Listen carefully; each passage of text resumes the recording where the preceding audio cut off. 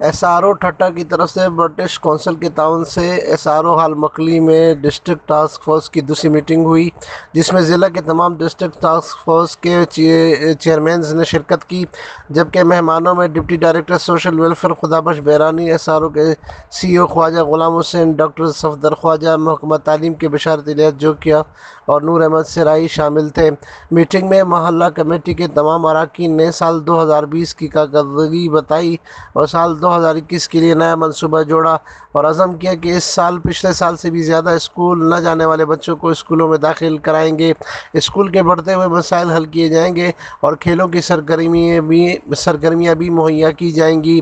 مہمانوں نے اپنے خطاب میں ایس آر او خاص طور سے ڈسٹرکٹ ٹاسک فورس کے اراکین